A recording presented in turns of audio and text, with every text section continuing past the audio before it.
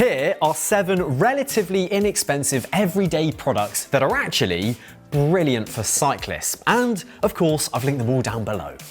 This hand pump sprayer is usually used for stripping wallpaper, watering plants, or spreading lawn chemicals. However, when I tested this as a portable washer for my bike, I was seriously surprised at just how well it worked. The reason why I tried this solution out is because I live in an apartment and I don't have a backyard or garden area to clean my bike. But what I do have is a big car park. So I like to fill up this 5-litre bottle with hot water and just get cracking. You can adjust the spray pattern via the nozzle at the end here. It has a pressure relief valve in case you pump it up too much, and the wand even has a nice little feature down at the trigger, which means that you can continuously spray, meaning that you don't have to hold down the button the entire time. I find it packs in enough power to dislodge big bits of dirt, but is gentle enough to not penetrate the bearing seals. As a cheap alternative, this works surprisingly well. In the same vein as its bigger brother, I think that one of these smaller units is also worth considering too. I really like to fill these up with muck off and then use it as like a pseudo snow cannon. Rather than the usual pump action bottles that bike cleaning solution tends to come in, being able to continuously spray product just makes that process a little bit easier and more efficient. Usually what I'll do is add some concentrate to the bottle and then fill it up with hot water. From there, I'll cover the bike and then use the bigger 5-litre sprayer for rinsing duties. It's so simple. One product that I have been using for literally years now, rather than opting for the generally more expensive cycling branded alternative, is plain old Isopropyl Alcohol. This stuff is incredibly close to what you'll typically find in cans of disc brake cleaner.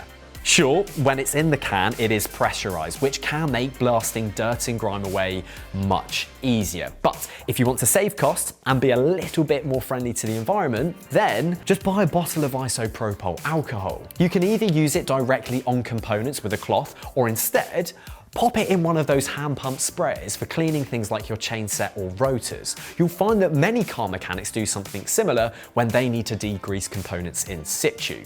You'll save yourself money and help cut down on the use of disposable cans. It is a proper win-win.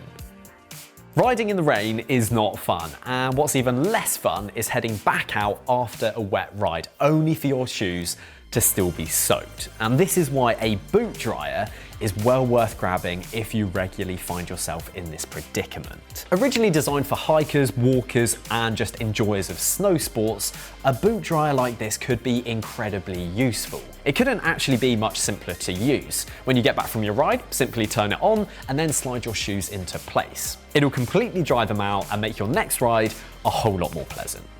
An added bonus of always keeping your shoes dry is that they shouldn't get that weird mildew damp smell. But if you have particularly smelly feet, then you may want to put this in the garage while you're using it, because I cannot imagine that that would be a pleasant smell at all.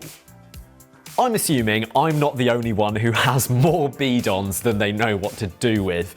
All too often, I resign one of these bad boys to the back of the cupboard when a seemingly weird black blob appears at the bottom, which is seemingly impossible to clean. Well, no longer does that have to be the case. Grab yourself some Milton Tablets and you can effectively clean and sterilize your bottles, meaning that they are kept in tip-top condition. I believe that Milton Tablets tend to be used for cleaning baby bottles, but the same theory applies here too. So grab your bottles, pop a tablet in, and then add some water and let them fizz away and then do their work. When it comes to emptying them out, I like to put the lid back on and then squeeze that Milton solution back through the mouthpiece so that you can give that part a really good clean as well. Milton Tablets aren't the only baby-related product which can be super useful to us cyclists. So once you've cleaned your bottles, using a bottle drainer like this one can be a really good way to help them dry faster and also get some more ventilation on the inside to help them smell that little bit more fresh. Plus, I found that a drainer like this one actually kind of brightens up my worktop. Getting a chip in your paint is really annoying. First, you have the disappointment of your bike gaining a battle scar and not quite looking its best. But there's also now the risk that the frame underneath could start to corrode. My plan of attack has always remained the same. If I can't obtain some touch-up paint to apply to the chip, then dab on some clear nail varnish instead. It will help protect the frame material from the outside elements. Even for you carbon fiber bike owners, despite the fact that carbon cannot corrode, it's still a good idea to apply some varnish as it provides the surrounding paint with a little bit more strength and may help preventing any further chipping or spreading of the problem. We're not far off the end of winter here in the Northern Hemisphere, but we've still got about a month or two to go before it properly gets warm again. So if you're finding that your feet are still getting pretty cold when you're out riding and don't want to fork out for some overshoes, then you could try using some tin foil on the inside of your shoes.